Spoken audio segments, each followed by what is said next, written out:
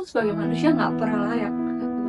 Kalau kamu merasa kamu pelayanan kamu dan kamu tuh layak, itu yang bermasalah ya. Dari pasang kabel sampai sound system, gue tetap menikmati karena gue merasa fokusnya tuh gue melayani Tuhan, gue nggak melayani si soundnya itu. Journey by Seal Angel. Gimana? Kenal. Oke. Jadi hari ini episode spesial pakai telur karena kita mengajak tim production kita. Jadi sekarang nih kamera sama sound gak ada yang watch, Dan gak ada yang ngawasin. karena udah bagus. Kalau tiba-tiba kameranya mati sendiri ya gimana gitu. Halo semuanya, kenalin aku Clarissa. Yeay. Udah lah itu aja. Mau ditanya Clarissa umurnya berapa loh? tahun ini 24. Sama lah ya. Sama kita ya. seumuran. Banget seumuran. Oke. Gimana? Mulainya gimana? Katanya tadi Ciso ada yang mau diceritain. Oh, Iya. gak host banget. Host banget ya. Apa tuh ceritanya tuh? Aku jadi kepo deh. Oke. Jadi hari ini di episode kali ini mau ceritain soal suatu cerita, kita mau ngobrolin soal keselamatan. Ini something yang deep dan kayak bersyukur banget Tuhan tuh ngasih tahu ini ke kita ya, melalui ada waktu itu tuh. Jadi ini sedikit cerita ya, banyak juga nggak apa-apa ya, sedikit cerita. Jadi waktu itu temanku, aku punya satu teman ini, waktu itu kita ketemunya juga, wah kalau diceritain sih ketemuannya juga lucu ya. Jadi ini namanya shout out ya. Kita ke Kak Ayu. Hai Kak Ayu. Semoga Kak Ayu nonton ya. Oke, jadi si Kak Ayu ini waktu itu tuh dia sempat discuss sama temennya tentang Matius 22 ini. Dia tuh nanya ke gue kayak gini waktu itu. Gue sambil baca-baca aja ya. Jadi dia bilang gini, aku lagi ngobrol sama temen nih, menurut dia nggak semua orang dapat kesempatan akan pengenalan dalam Kristus. Jadi karena dia ngomong kayak gini, apa sih artinya banyak yang terpanggil, sedikit yang terpilih? Nah itu kan merujuk ke Matius 22 itu kan.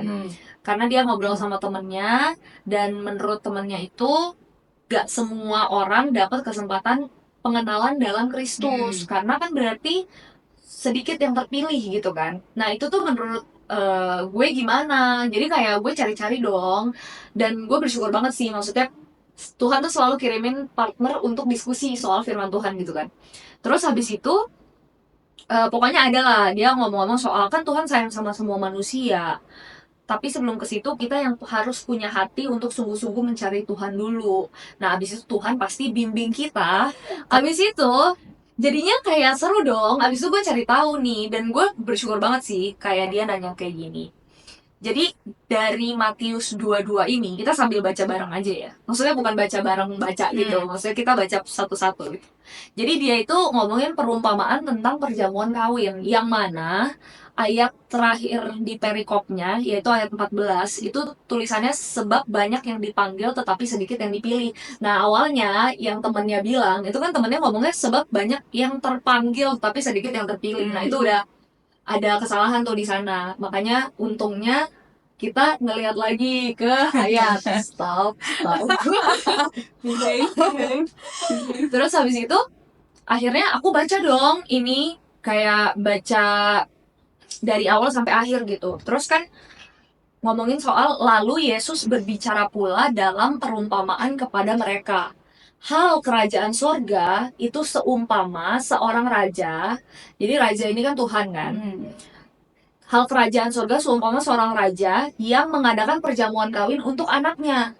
Ia menyuruh hamba-hambanya memanggil orang-orang yang telah diundang ke perjamuan kawin itu, tetapi orang-orang itu tidak mau datang. Jadi awalnya memang kan Tuhan ngundang orang-orang, tapi nggak semuanya kan. Karena yang kita tahu di perjanjian lama, memang Tuhan itu adalah Tuhannya bangsa Israel kan. Jadi memang Tuhan mengundang bangsa Israel untuk datang ke kerajaannya. Tapi seperti juga yang kita tahu di Alkitab pas kita baca-baca, ya memang banyak orang-orang Israel yang memilih untuk tidak ada di jalannya Tuhan kan. Kayak mereka menyimpang, mereka menyembah berhala. Terus dari itu di sini dilanjutkan, ia menyuruh pula hamba-hamba lain pesannya, katakanlah kepada orang-orang yang diundang itu, sesungguhnya hidangan telah kusediakan, lembu-lembu jantan dan ternak piaraanku telah disembelih, semuanya telah tersedia, datanglah ke perjamuan kawin ini. Jadi itu Tuhan sudah menyediakan semuanya di kerajaannya. Dia tuh udah nyiapin semua buat si umat-umat kesayangannya ini gitu. Tapi sayangnya si umat-umatnya nggak mau datang. Di ayat 5 tertulis, tetapi orang-orang yang diundang itu tidak mengindahkannya. Ada yang pergi ke ladangnya, ada yang pergi mengurus usahanya. Jadi kayak ya udah mereka Nggak merespon lah. nggak meresponi, kayak mereka nggak menghargai, nggak menghormati si undangan seorang raja ini. Terus dari itu dan yang lain menangkap hamba-hambanya itu, menyiksanya dan membunuhnya. Maka murkalah raja itu lalu menyuruh pasukannya ke sana untuk membinasakan pembunuh-pembunuh itu dan membakar kota-kota mereka.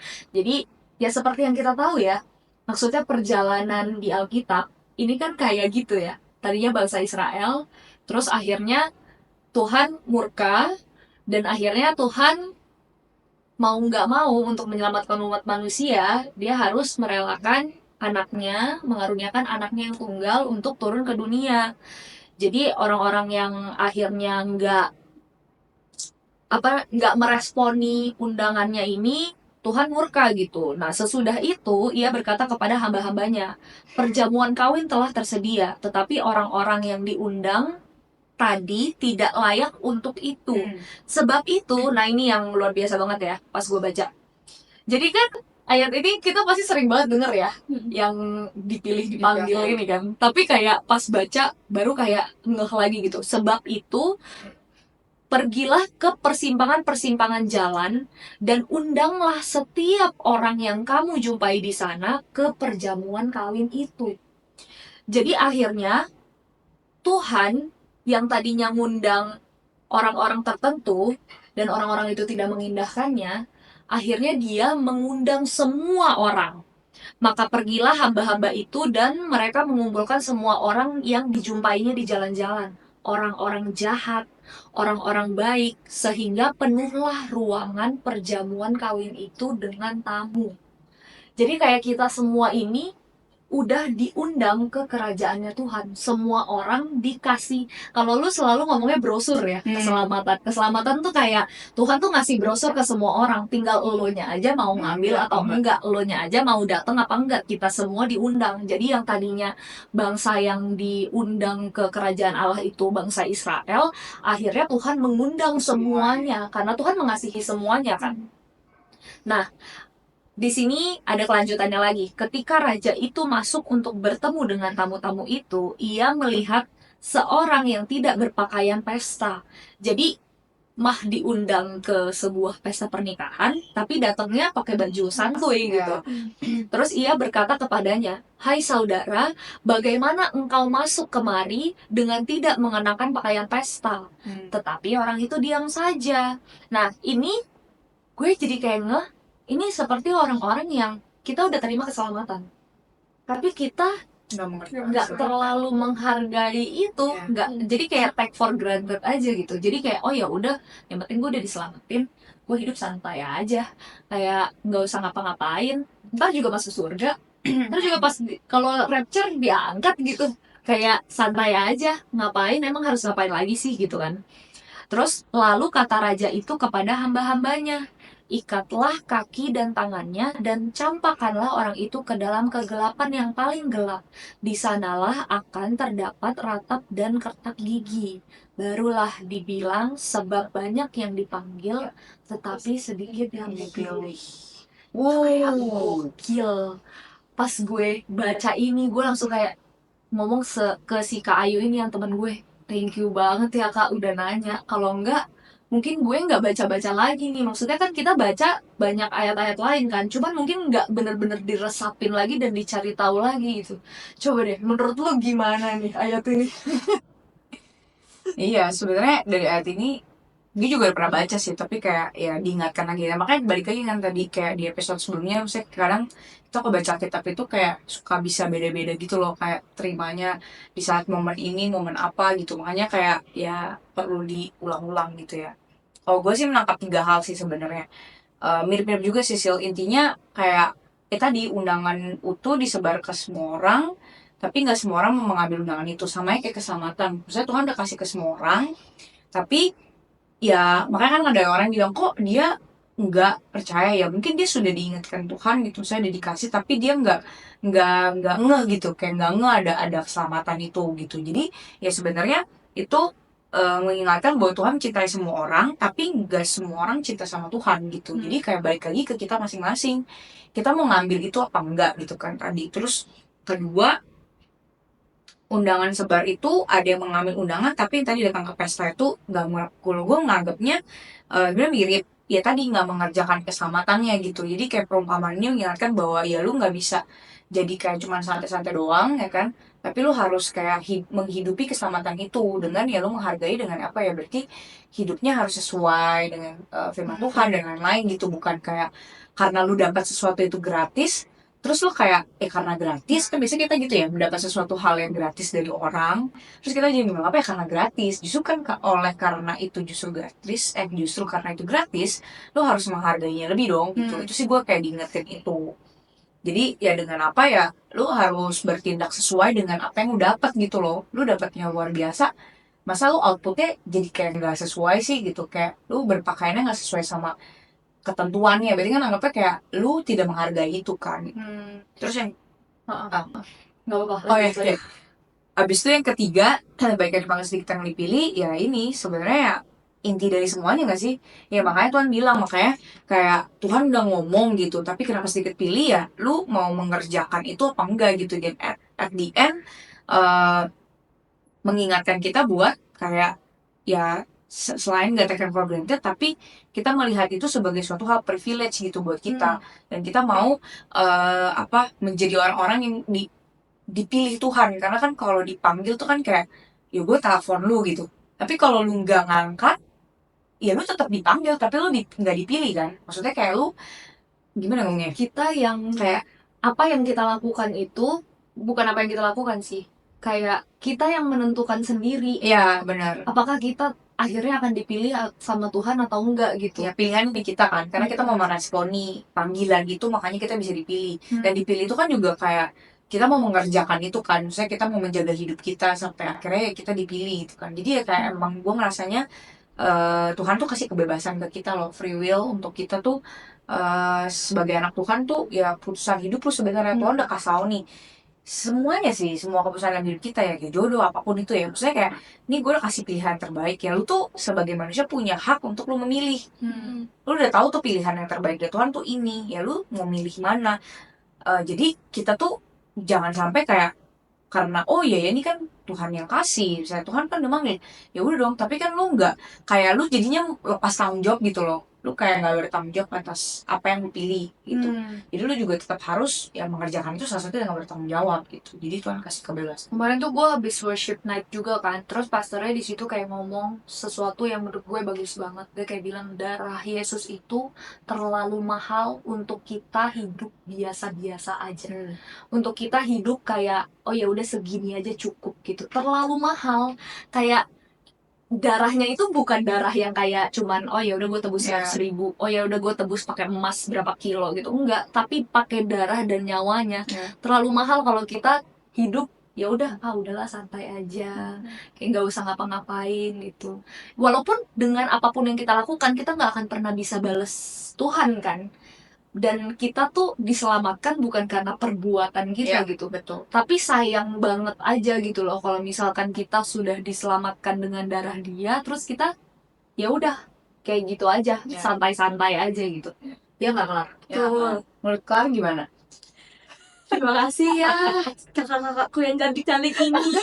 Bener sih kata Jijen bilang, itu privilege. Kita udah dikasih privilege yang super banyak banget sama Tuhan kan. Semuanya balik lagi ke kita, tergantung kita mau ngapain kan. Apa yang bisa kita lakuin buat menyenangkan hati Tuhan, apa yang bisa kita lakuin biar kita tuh dipilih sama Tuhan gitu kan. Kita balik lagi kita udah dipanggil sama Tuhan, ayo Janet, ayo Zulfi, ayo Clarissa gitu kan. Tapi tergantung, balik lagi, kalau misalnya kita tidak menanggapi itu dengan baik-baik, yang kayak oke Tuhan, aku mau membuat sesuatu yang baik nih, buat serupa dengan Engkau nih, itu bakal kayak oh ya udah kamu bakal dipilih sama Tuhan. Tapi kalau misalnya nih kita udah dikasih pilihan sama Tuhan, kita udah dipanggil, udah kayak ditarik, dipancing lah, udah dipancingin sama Tuhan, tapi kita nggak menerima itu dan kita tidak melakukan itu dengan benar, buat apa? Jadi balik lagi semuanya tuh kembali ke kita gitu. Betul banget. Nah sebenarnya ini Matius 22 ini tuh kan nanti pada akhirnya kan amanat agung kan, Matius 28. Jadi sebenarnya ujung-ujungnya ini kayak ya panggilan gitu loh. Maksudnya kayak pilihannya itu tuh yang dikasih Tuhan.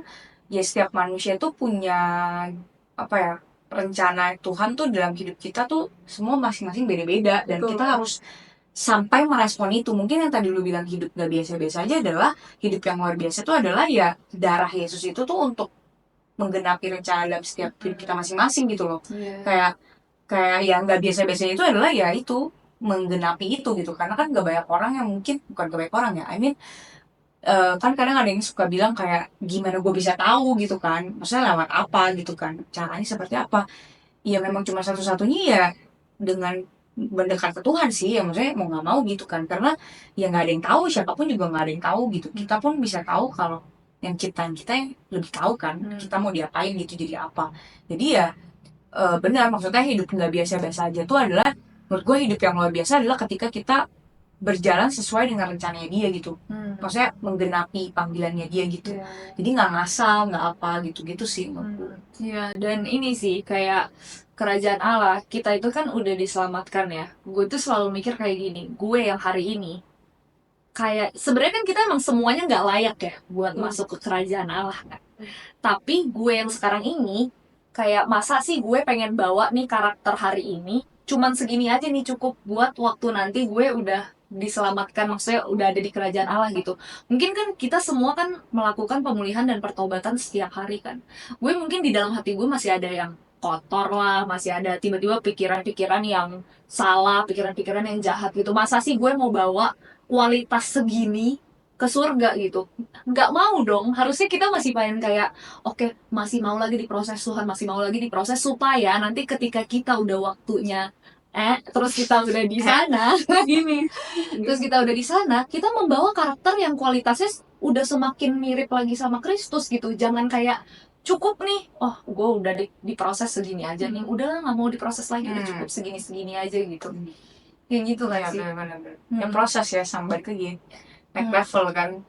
Ya makanya hidup yang tidak biasa-biasa aja tuh ya mau menerima, kalau namanya mau menerima panggilan itu kan pasti nggak mudah kan, pasti banyak banget kayak obstacles-nya dan kayak kita harus lewatin itu. Tapi ya kalau emang itu udah dari Tuhan pasti ya ada aja jalannya kan, saya ada kekuatannya dan ada, gue tuh ngerasanya kayak ada aja pasti yang kayak mengarah ke sana gitu loh, kayak yang mensupport dan menjalankan ke sana gitu. Ya karena ya emang kan Tuhan yang ngatur gitu kan, yang kayak udah tahu nih gue mau jadikan lo seperti apa, jadi ya udah tinggal ngikut aja kan. Tapi seringkali kan kita mungkin kalau namanya dunia ya kayak ya mau sampai kapan atau mungkin kayak gimana kan, kita suka menerka-nerka sendiri karena kita nggak pernah tahu kan besok ngapain apa gitu-gitu kan. Jadi kita menjalani sesuai kayak ya udah ini ya kayak gini tracknya, tapi kan beberapa mana kadang ya itu, makanya kalau gue selalu mikirnya manusia sama Tuhan cara pikirnya berbeda, jadi ya kita nggak bisa menyelami juga sih. Jadi ya udah selama kita itu sama ujiin terus lah ya, saya ujiin terus kan ya dari Tuhan. Firman Tuhan kan. Ya. tadi aku mendapatkan kalimat yang ini pernah aku pertanyakan mengenai panggilan. Kan kita biasanya anak-anak Tuhan dipanggil ya buat pelayanan gini, terus selalu merasa kayak oh nggak dulu deh, aku nggak layak. Banyak kan dengar-dengar yang kata-kata itu, Sering-sering. aku nggak layak gini-gini. Terus aku pernah mendapat pernyataan, bener, kita itu sebagai manusia nggak pernah layak. Kalau kamu merasa kamu pelayanan kamu dan kamu tuh layak, itu yang bermasalah. Bener nggak sih? Betul. Kayak Berarti lu mampu dong gitu. iya, berarti kayak oh aku mampu lah, Bisa. kan kita nggak mungkin bisa mampu dong kalau tanpa Tuhan. Jadi kayak bener, kalau misalnya kamu dipanggil dan kamu merasa nggak layak, ya memang itu Tuhan yang membuat kamu dilayakkan gitu, ya kan? Bujur dulu. Tadi aku udah ngambil. Gue pikir ini nomor pernyataan. Bener Itu banget. pernyataan dan tanggapannya apa? Ini pernyataan. Oke, baik. Iya, iyalah. Maksudnya kayak menurut gue ya makanya gue tuh selalu punya mindset ya ketika melayani Tuhan itu bukan kita mau ngebales kebaikan kita buat Tuhan, kebaikan Tuhan maksudnya kita ngelakuin itu kayak nggak ada pemikiran kayak gitu nggak bisa dan kayak apa gitu. Makanya kenapa gue kan suka sedih juga maksudnya kalau kita kayak melayani tuh bisa ada on off atau segala macam. Mungkin ya kita belajar sih maksudnya ketika melayani kita nggak bisa sampai over, itu memang salah, tapi bukan kayak ada masa istirahatnya atau enggak. Ya seumur hidup kita ya kita melayani buat Tuhan, dan hari-hari kita tuh juga sebenarnya kita melayani. Mungkin kalau dalam wadah gereja ya karena itu ada sebuah organisasi, tapi kan orang-orang bilang kayak ini bisa di mana aja. Ya benar, hidup kita kan pelayanan juga gitu, dan hidup kita adalah sebuah kesempatan yang Tuhan kasih buat kita melayani Tuhan. Nah itu kan lebih ke respon hati gitu. Jadi ya makanya kita juga gak pernah layak untuk dapat kehidupan kayak gini, tapi Tuhan yang ngasih gitu-gitu kan. Nah jadi menurutku ya mindsetnya itu adalah kita mau pelayanan itu karena kita sayang sama Tuhan, karena kita cinta sama Tuhan. Jadi ketika kita melayani kita malah merasa wah thanks God gue dikasih kesempatan ya, kayak thanks God gue bisa melayani gitu, kayak gak banyak orang lah. Jadi aku tuh selalu mikir kayak gitu. Jadi ketika mungkin capek atau mungkin kita merasa kayak kayak so bisa atau apa ya, kita selalu menganggapnya kita ini semua malah dikasih karunia rohani. Karena kalau kita belajarnya di kita kan karunia rohani ya, itu semua justru muncul karena kita melayani gitu. Jadi gue jadi kayak keinget sih, maksudnya kayak ini tiba-tiba flashback ya, maksudnya ketika ini ada di spiritual journey waktu itu aku ceritain, maksudnya ketika aku melayani dari kecil, dari remaja itu tuh aku ya nggak bisa main gitar, bisa nyanyi segala macam, itu semua ya karena dia melayani. Jadi ketika lu memberikan hidup lu buat Tuhan, Tuhan sendiri yang akan kasih talenta-talenta dan karya rohani yang itu tuh memang cuman ada ketika lu melayani Tuhan. Dan emang itu lu punya cuman keinginan, maksudnya gue cuman pengen, gue gimana sih kayak orang terima kasih Tuhan untuk apa yang udah Tuhan kasih, ya aku udah mau kasih semuanya, terserah dong lu mau ngapain gitu. Dari situlah karena ketulusan itu atau keinginan itu Tuhan sendiri yang akan kayak akan bongkar sendiri, oh lu ini dan apa ya setia gitu. Kayak gue tuh selalu percaya juga dengan kesetiaan kita dalam melayani Tuhan, karena Tuhan aja tuh setia melayani semua orang kan. Ya kita melayani Tuhan ya setia aja, cukup setia. Maksudnya gue selalu percaya kayak apapun itu kita ya nggak pilih-pilih. Maksudnya kita belajar untuk kayak udah Tuhan mau ingetin apa kita melayani, ya kita bisa lakukan ya kita membagi hidup gitu, memberikan hidup kita aja udah gitu. Dan gue percaya ketika specific calling itu datang ketika kita mau setia sama semua itu. Karena spesifik itu ngomong soal hal lu setia dulu sama yang besar, setia dulu sama yang kecil. Maaf ya, maksudnya setia sama yang kecil tuh kayak hal kecil tuh bukan masalah kayak kecil-kecil kayak oh cuman kecil nih kayak apa pelayanan dari kecilnya, enggak. Tapi Tuhan mau ngeliat kayak sekarang lu dikasih kesempatan lain aja lu udah banyak, kayaknya ini gue gak bisa deh, kayaknya ini gue bukan gue deh, atau kayak ini sama aja lah, maksudnya kayak lu udah bilang enggak dulu gitu. Padahal sebenarnya oke, ya Tuhan kan mau pakai, ya udah walaupun gue nggak bisa, yang penting gue mau dulu gitu. Yang penting gue mau melangkah dulu karena gue pun nggak bisa, tapi kayak ya Tuhan yang kasih kesempatan, jadi kayak apa ya, beda responnya, kayak kerinduannya itu melebihi nggak bisanya kita. Benar-benar. Jadi kayak bodo amat gitu, maksudnya Tuhan kan mau justru kan Tuhan pakai selalu orang yang nggak bisa, tapi Tuhan pakai orang yang mau. Dan gue selalu percaya kayak gue selalu setiap hari gue mau.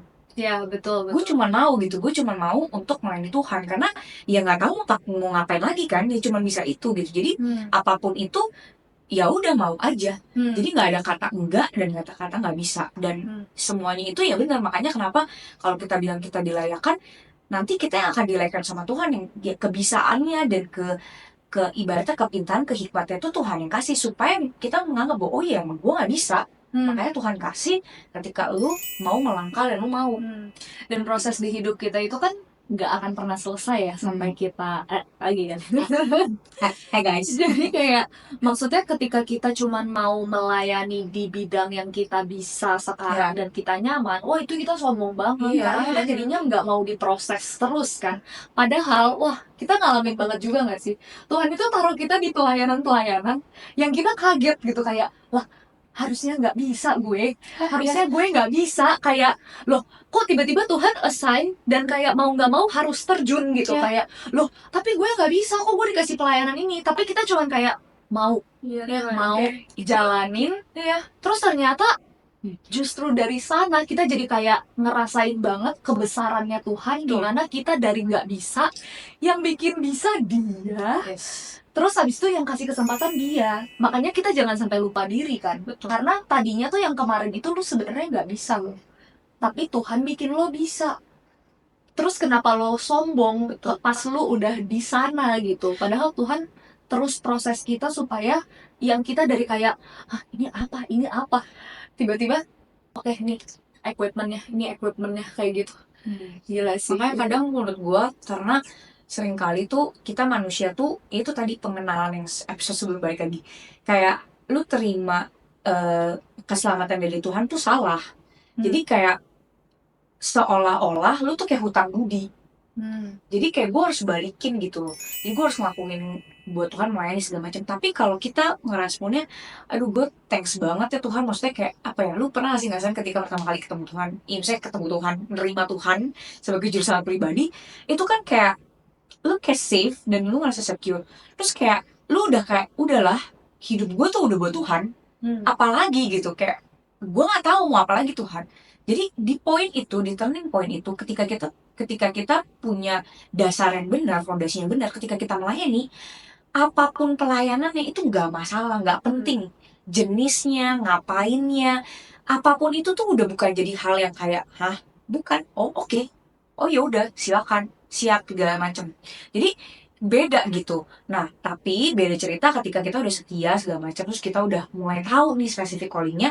Nah, Tuhan kan mengajarkan kita untuk kita punya track yang jelas supaya kita bisa membagi mana yang track yang kita lebih detail, supaya kita bisa lebih mengasah itu untuk supaya lebih besar lagi. Tapi maksudku kalau dari awal kita masih gimana, kayak gue tuh dulu inget banget gitu, kayak perasaannya tuh enak banget gitu. Maksudnya kayak lu melayani tuh kayak bener-bener apapun aja pokoknya kayak udah seneng aja gitu, sampai dari yang kayak mungkin ya, maksudnya kalau kita ngeliat di gereja kan kayak dulu gue sempet pernah asyar parkir gitu-gitu, tapi gue sangat enjoy itu, happy banget gitu. Terus kayak penjangkauan gue happy, tapi cuma nyatet-nyatet kayak dari pasang kabel sampai sound system, gue tetap menikmati karena gue merasa fokusnya tuh gue melayani Tuhan. Gue nggak melayani si soundnya itu, gue nggak melayani orang-orang yang datang. Gue ngeliat lightingnya, gue kayak ih gila ya, keren banget ya, ih gue thanks God gue bisa. Jadi kayak karena kemauan itu, kayak talent-talentnya itu kok jadi kayak bisa. Makanya gue kayak, nah makanya gue tuh ngerasa kayak talenta dari Tuhan itu tuh, gift-nya dari Tuhan itu tuh gak perlu lu ada lesnya, gak ada sekolahnya, tapi kayak lu keinginan lu mau, Tuhan yang kasih, dan lu tuh punya apa ya, kepintaran dan hikmat yang kayak kok bisa ya gitu. Tapi ketika lu motivasi udah salah, lu menurut gua talent itu bisa hilang lagi. Itu tuh bisa akan diambil lagi sama Tuhan. Motivasi itu benar banget sih, motivasi. Kan Tuhan bilang kan yang perumpamaan soal talenta juga kan, kayak satu jadi dua di segala macam, karena lu tidak mau mengembangkan dan segala macam. Tapi ketika itu ya balik lagi, awalnya dasarnya apa, makanya ujung-ujungnya semua fondasi kita sama Tuhan pertama kali tuh jangan sampai salah lah, jangan sampai pakai pikiran kita gitu kan ya. Jadi ya kayak itu gue belajar banget sih, maksudnya dengan melayani itu, dengan maksudnya mengerjakan panggilan Tuhan itu, kayak lu kayak inti dari semua yang Tuhan mau selamatkan tuh intinya cuma itu gitu. Pada akhirnya kita diciptakan untuk ngerjain itu gitu, dan bisa bikin tetap semangat dan on fire tuh adalah ya dasarnya kita benar gitu, fondasi kita gitu. Makanya melayani jangan karena Kristen jadi harus melayani gitu. Ya, Bukan karena nyari-nyari waktu, ada waktu kosong, Ya, ada waktu benar, luang melayani, benar. atau kayak oh karena bisa ya udah kontribut aja ya gitu. itu pasti nggak akan, maksud gue nggak akan, waktunya akan sebentar, kayak karena fokusnya ketika dikecewakan sama manusia, akhirnya kayak udah deh gue keluar aja gitu. Tapi kalau lu fokus sama Tuhan, mau sekitaran, gue tetap percaya itu sih ya, maksudnya mau sekitaran hancur kayak apa, lu nggak akan peduli gitu. Perusahaan kita sama Tuhan kan gitu. Jadi kayak udah pribadi sama pribadi lah gitu kan. Jadi kayak sekitar mau seperti apa ya kita akan tetap terus on fire. Makanya kadang kita mungkin kalau ngeliat kayak ada yang bisa dari umur berapa sampai 70 tahun masih tetap main sampai sakit. Menurutku karena ya kita semua harus punya dasar pengenalan yang benar itu sih. Gitu. Jadi ya ketika mengalami itu tuh perasaannya mau orang gimana pun kita akan tetap strict dengan itu karena kita punya fondasinya benar. Ya enggak? Tuh. Gimana tanggapannya? Dulu dong. Kan saya udah. Oh ya udah. Iya bener. Tapi seru sih ngomongin dia. Ya kan, seru kan. Aku juga dulu kan juga dari kecil yang pelayanan. Iya. Random banget pelayanannya di sekolah minggu cuman ngetosin anak-anak kan asyar anak sekolah kan serem banget, Iya. happy banget gitu. Terus semakin udah besar tuh semakin mungkin kalau pas kecil kita masih belum tahu ya apa itu pelayanan, cuman kayak kita happy aja contribute di dalam gereja gitu. Semakin udah besar, semakin tahu apa arti pelayanan. Bener kata Cijen, karena sifatnya orang tuh beda-beda. Kalau kita pelayanan lihat orangnya gak bakal bisa. Jadi lebih baik kita tutup mata, kan kita melayani buat Tuhan. Mau misalnya ada ini nih aku pelayanan sama Cijen ini orangnya gini. Percuma ngapain liatin Cijen, ntar jadi batu sandungan sendiri kan buat kita. Lebih baik kita kayak aku pelayanan kan buat Tuhan gitu. Pun kita melayani untuk Tuhan, ternyata yang diproses itu kita. Betul.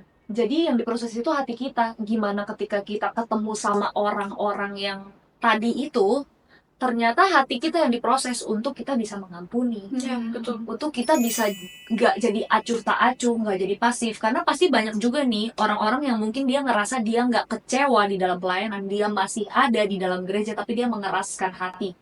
Jadi ketika dia melayani, mungkin dia ngomongnya iya gue melayani untuk Tuhan, gue gak peduli sama orang lain gimana, tapi jadinya gak peduli. Jadinya kayak sebenarnya untuk dirinya sendiri tapi dia nggak sadar gitu, karena dia mengeraskan hati, jadi dia tidak diproses, dia melayani tapi dia tidak diubah. Wah itu ngeri sekali ya. Ngeri banget. Makanya menurut gue kayak beautiful of pelayanan asik. Maksudnya kayak pelayanan itu tuh menurut gue tuh gila banget sih. Maksudnya proses dalam, menurut gue step setelah kita diselamatkan Tuhan adalah pelayanan. Pelayanan ministry itu tuh tempat dimana kita tuh ditempa dan diproses abis-abisan, dan kita justru tuh bisa ngelihat Tuhan lebih luar biasa lagi tuh sebenarnya dalam melayani juga gitu. Karena ya benar tadi, selain diproses, kita ngelihat orang diproses, kita juga di dalam bagian itu, dan setianya kita tuh diuji banget gitu loh. Dalam keadaan eksternal seperti apa, internal, dalam keadaan kita mungkin lagi gak baik, lagi banyak masalah, apa lu tetap melayani, apa lu tetap mengejar panggilan. Dalam keadaan mungkin lu lagi susah, ekonominya lagi gimana, lu akan tetap melayani apa enggak. Apalagi waktu itu pas kita covid kan tahun 2020, maksudnya apakah masih tetap gitu dengan kesesakan kita juga stres. Tapi menurut gue itu justru prosesnya gitu, prosesnya yang kita, menurut gue indahnya, karena di situ kita malah makin belajar banyak, makin cinta Tuhan. Itu selain talenta, apapun itu tuh jadi makin naik level tuh di situ menurut gue. Jadi ya benar, kita nggak bisa sendirian kan, maksudnya kayak menjalani, ibaratnya bareng sama Tuhan kita harus bersinggungan sama orang lain dan, dan makanya kenapa balik lagi tadi kayak calling tadi, panggilan yang tadi banyak sedikit dipilih, nggak semua orang mau diproses sakit-sakitan begini gitu loh. Kayak ya maksudnya kayak maunya udah nyaman aja gitu kan, yang penting gue udah selamat, gue udah percaya Tuhan, ya udah gue kan masuk surga gitu kan. Tapi ternyata Tuhan itu nggak sebegitunya cuma nyiptain orang untuk kayak se-egois itu, tapi ternyata Tuhan mau kita untuk juga ya gantian untuk apa sih, kasih tahu yang lain, untuk semangatin yang lain, untuk sama-sama juga. Jadi ya itulah spread the love kan. Spread the love itu yang kayak ternyata itu supaya apa ya, kita dipakai untuk bantuin lagi untuk ya semuanya jadinya kan kerjain hal yang sama, yang membantu untuk yang itu. Dan Ujung-ujungnya pokoknya fondasinya tuh kasih Tuhan kalau lo melayani. Karena kemarin juga gue denger tuh satu sermon, lo bakal bisa melayani meskipun lo nggak mengasihi Tuhan, tapi lo nggak mungkin nggak melayani kalau lo mengasihi Tuhan gitu. Jadi pasti lo akan melayani gitu. Ketika lo mengasihi Tuhan, itu secara otomatis lo kayak gue bisa nggak kasih bisa apa ya, nggak bisa gue diem. harus ngapain ya, kayak gitu. Betul. Dan fondasinya harus benar kan. Betul. Ujung-ujungnya memang kayak ya dasarnya kan, pengenalan akan Tuhan yang benar itu yang membuat kita sendiri tuh tak tergoyahkan apa oleh apapun itu, eksternal internal, mau orang ngomong apa kek, mau orang kayak lu gila banget pelayanan dari Senin sampai Minggu misalnya gitu, atau lu tiap hari ke gereja mulu. Aduh, kayak iya sih, kita pasti sering juga kayak gitu kan. Maksudnya ini bukannya kita ngomong enggak, tapi maksudnya pastilah ketika kita dalam Tuhan kan makin hari pasti makin ada aja ujiannya gitu kan. Tapi kita pasti nggak akan kayak terusik gitu, kayak kita tahu maksudnya yang benarnya gitu, dan kita tahu fondasinya itu, jadi membuat kita kayak safe kok, nggak itu kayak yang benar seperti itu gitu, jadi tidak tergoyahkan menurutku karena fondasinya. Wow. Dari ngomongin purpose, Oh iya, melayani, tidak layakan, tapi seru ya ngobrol kayak gini ya. seru. Justru kayak flow aja gitu, seru. Konklusinya, tadi kita Matius 22 ya. Ya, Aduh, nggak bisa ngomong hal lain lagi selain kayak bangun hubungan sama Tuhan. Itu benar-benar apa ya? dasar dari semua. Karena gimana ya? Kalau kita bangun hubungan sama Tuhan dan kita benar-benar ngerasain kasihnya Tuhan itu bukan kasih yang kita mau keep it for ourselves. Kita pasti punya kasih yang kita pengen orang lain juga ngerasain kasih tersebut. Jadi kalau kita udah benar-benar nerima keselamatan yang tadi kita bahas di Matius itu, kita udah benar-benar diundang sama Tuhan dan kita benar-benar meresponi panggilannya, benar-benar merasakan kasihnya, kita nggak mungkin diem. Bukan karena kita nggak bisa diem, tapi karena kita pengen orang lain juga ngerasain how beautiful si love-nya Tuhan ini, kayak sampai bisa segergetan itu gitu, saking sayangnya sama Tuhan gitu. Holy discontent ya. Holy discontent tuh Iya, jadi keinginan keresahan. untuk keresahan untuk bener-bener salah ya. Holy Iya. discontent. Kalau gue tadi diingetin sih, kayak maksudnya ya Tuhan datang ke dunia itu bukan untuk dilayani tapi melayani. Wow. Jadi kalau misalnya kita mau serupa kayak Kristus, ya berarti kita juga di dunia ini untuk melayani bukan dilayani. Jadi seringkali kan kita kayak ngerasa aduh capek lah gue gantian yang pengen dilayani. Kalau kita punya mindset kayak gitu, ya kita harus serve orang lagi first. Maksudnya pertama adalah melayani orang lebih dulu gitu, karena Tuhan pun melayani kita. Jadi Tuhan mau kita melayani orang lain, dan akhirnya orang lain itu yang dilayani, dia bisa melayani orang lain. Ya tujuan intinya semuanya itu gitu. Jadi mindsetnya adalah kita harus melayani lebih dulu lah dibandingkan dilayani. Dan aku percaya punya kerinduan itu, kalau tadi kita menerima kasih yang sesungguhnya, kita mengalami Tuhan, makanya kita bisa mau melayani orang lebih dulu. Ada apa ya tadi holy discontent itu, ada perasaan yang kayaknya kita nggak bisa diam untuk kayak kita gimana, kita kayak pengen melayani buat orang lain kayak gitu. Itu sih yang tadi gue ingat. Oke. Clarissa mau menambahkan sesuatu? Ya sedikit ya. Oke. Ini masalah yang menjalin hubungan. Kalau kita udah apa ya? Karena aku mungkin teman-teman nggak tahu, aku kayak baru kan di Jakarta ini. Terus yang fun fact-nya lucunya yang Cici tahu kan, yang kayak aku ke Jakarta. Tahu nggak sih? Aku jadi backstory, aku pelayanan dulu di luar kota, terus aku ke Jakarta dan ngomongnya cuma kayak oke, aku cuma mau kerja dan kayak hari Minggu gereja udah selesai, pulang selesai gitu. Ternyata nggak bisa. Kalau kita udah apa ya, udah klop banget nih sama Tuhan, menjalin hubungan banget sama Tuhan, Tuhan tuh kayak ayo Clarissa sini, nggak bisa kamu sendirian aja, kamu tuh harus apa ya, berbagi dengan orang, harus harus melayani gitu. Apa sih ngomongnya, harus harus Ada itu namanya ada holy discontent juga.